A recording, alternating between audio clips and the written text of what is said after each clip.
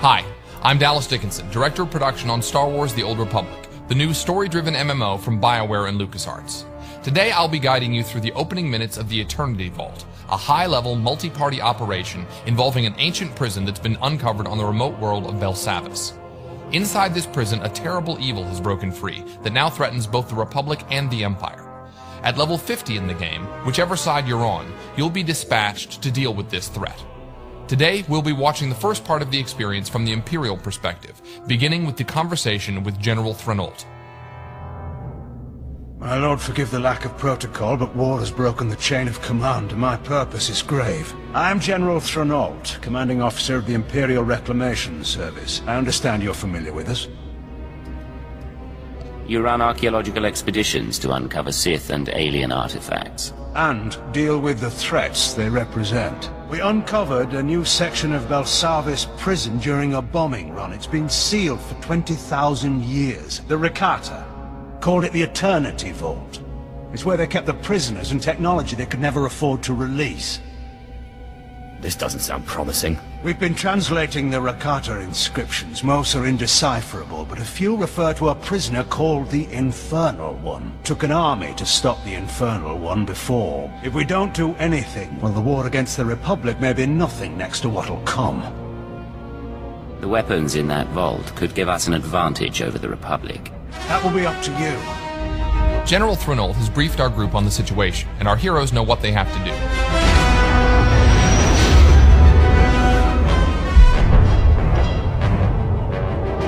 Within Belsavis atmosphere, proceeding to surface.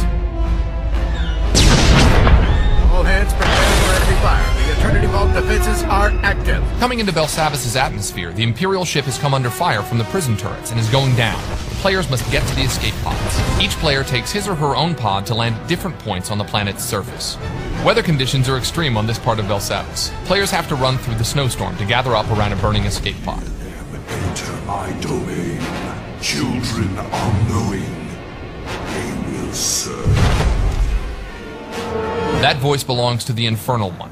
He knows our heroes have come for him, and he has prepared his prison fortress to repel their attack. Our players wisely take a moment to activate any abilities that can give the group defensive and offensive bonuses. They're going to need them.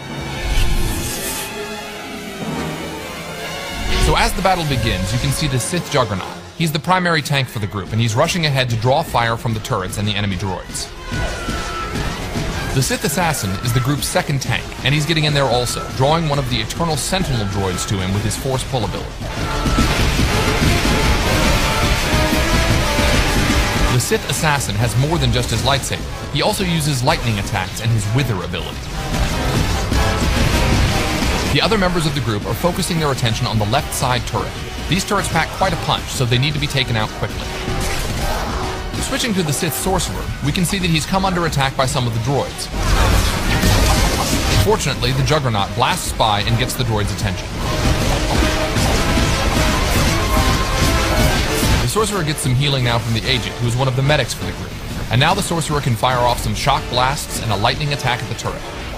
The turret has focused its sights on the Mercenary. That white ray means a powerful area of effect attack is coming, so it's good the Mercenary is off to the side. The Mercenary fires off a few Heatseeker missiles, and you can see on the bar that the group is burning down the turret's strength.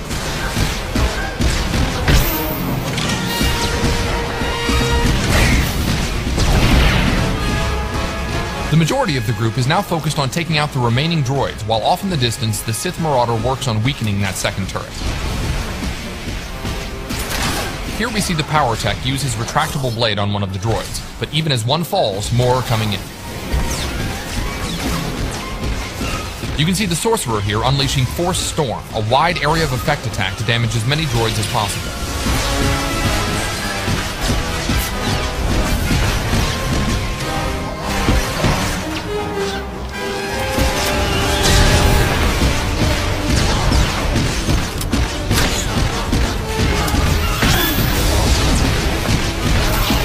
Alright, the last of the droids is down.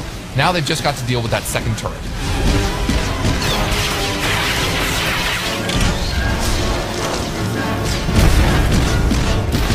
And with one last barrage of missiles, that's down too. My finest creation, machine of machines, metal enemies. welded together, an allied toward Before they enter the Eternity Vault, the Infernal One has another surprise for the group. This is going to be a harder fight. The Sith Juggernaut force charges in to kick things off. We switch perspectives to the Operative, who's already firing off some heals. Note that he's got larger icons to show group members' health, front and center.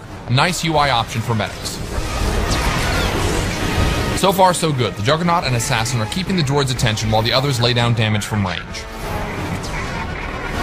The Annihilation droid has laid down a sweep there to blast back the group members who were standing too close. Now here's where it gets complicated. When the droid starts firing off those swarms of missiles, that's deadly. Fortunately, the group knows this, and you can see them taking cover behind the destroyed turret. So most of the group is hiding, but the Juggernaut and Assassin are actually able to withstand this kind of firepower, so they're just charging right back in.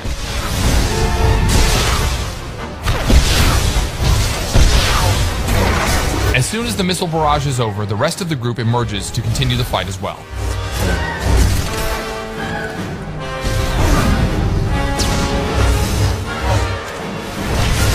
We switch to the Sith Sorcerer, who keeps his distance and keeps a steady flow of lightning streaming out to weaken the droid.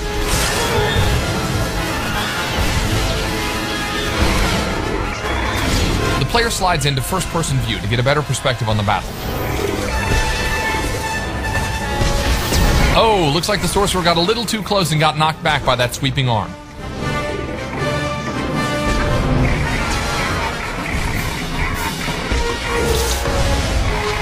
Now the droid is beginning another bombardment with his rockets. This time the group doesn't hide, however, and instead collapses in and keeps fighting. It's critical here that the healers use area of effect heals on the entire group. Even so, that's a lot of damage very quickly and the Marauder goes down. Luckily, the second Sorcerer, skilled in healing, has reanimation, which revives downed group members even in the midst of battle.